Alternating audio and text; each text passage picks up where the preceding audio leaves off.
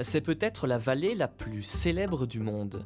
Nous sommes à Chamonix, au pied du Mont Blanc et de ses 4810 mètres, le plus haut sommet d'Europe occidentale. Cette ville, située au cœur de la vallée de l'Arve, accueille chaque été des millions de visiteurs venus du monde entier.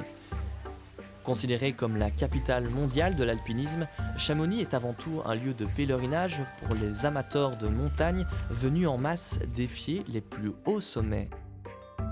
Depuis le centre-ville, le téléphérique de l'Aiguille du Midi propulse les touristes à 3842 mètres d'altitude en une vingtaine de minutes.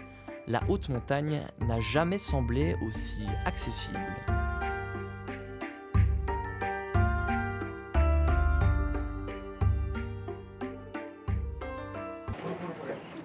De l'autre côté de la vallée, le village de Saint-Gervais-les-Bains est son autre versant du Mont Blanc.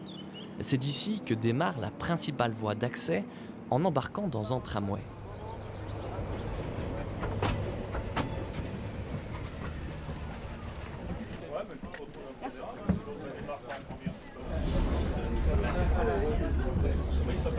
Le tramway du Mont Blanc, le plus haut train à crémaillère de France.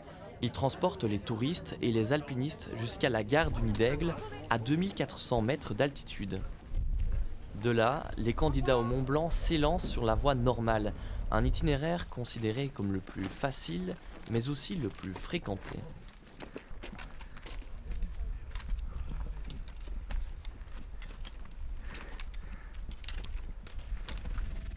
Au refuge de Tête-Rousse, à 3200 mètres, première étape pour beaucoup d'alpinistes, nous retrouvons Patrick. Pour ce guide de haute montagne, le système de cotation favorise l'impression de facilité. C'est marqué peu D, donc peu difficile sur le topo, les gens ils pensent que c'est de la rando, quoi. Les gens ils font pas cette différence-là, eux ils entendent que c'est pas difficile. Et il y a toujours des gens qui n'ont jamais fait de montagne qui reviennent avec le sourire parce qu'ils sont arrivés en haut, et donc ça augmente ce phénomène, quoi. Ben regarde, lui il est arrivé, il n'a jamais fait de montagne, on peut y arriver, quoi.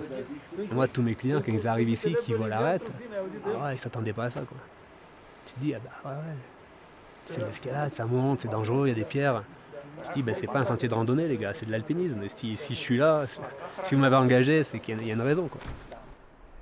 Fréquentation massive, comportement irresponsable ou encore camping sauvage, il n'en fallait pas plus pour que les autorités prennent une décision radicale. Depuis 2013, 2 hommes du peloton de gendarmerie de haute montagne surveillent la voie normale du Mont Blanc. Du jamais vu en haute montagne. Ils rappellent l'interdiction du camping sauvage et dissuadent les alpinistes mal équipés, tout comme ceux qui tentent de passer la nuit au refuge du Goûter, 600 mètres plus haut, sans avoir réservé.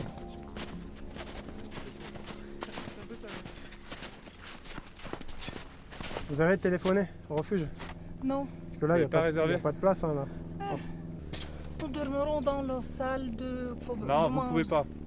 Vous pouvez pas. Normalement, ça, c'est pas prévu. C'est sur réservation. Il va vous faire payer le même prix que dans le refuge. Pourtant, la présence des gendarmes ne suffit pas toujours et des alpinistes sans réservation parviennent encore à atteindre le refuge du Goûter, perché à 3835 mètres d'altitude. L'édifice est ultra moderne, avec son dortoir flambant neuf et sa salle des machines digne d'un véritable navire. Mais les 120 places disponibles ne suffisent pas toujours à contenir l'afflux des alpinistes candidats au sommet du Mont Blanc. Une situation délicate auquel sont parfois confrontés les gardiens du refuge. C'est la voie la plus facile d'accès. Pas de crainte avant là-dessus. C'est la haute montagne, c'est pas dangereux, c'est comme n'importe quel sommet. Ça, c'est une énorme bêtise.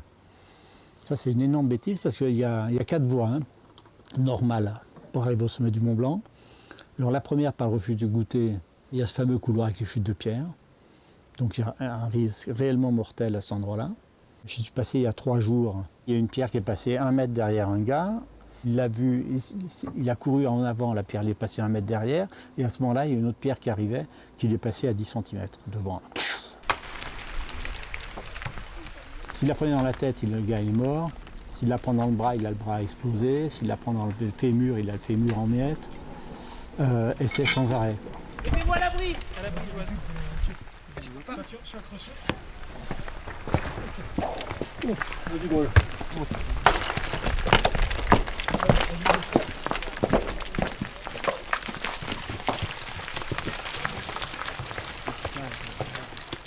Après on se trouve sur le dôme du Goûter qui est un grand désert blanc, donc il y a des risques de se perdre. Et puis on est en altitude, il y a tout de suite du vent dès qu'il fait mauvais temps et il fait très froid. L'arrêt de Sommitale, il faut quand même savoir camponner parce qu'il y a quand même 1500 mètres de parois côté italien. Il y a eu des accidents mortels. Si on se mélange les crampons là et qu'on part tête première, qu'on emporte la cordée, on tombe 1500 mètres. Quoi. Donc c'est pas bien compliqué, mais c'est partout un peu dangereux. La saison d'été 2016, donc l'année passée, on recense 102 interventions, 8 décès, 143 victimes sur les itinéraires du Mont Blanc, par les 3 monts, la voie normale et les voies,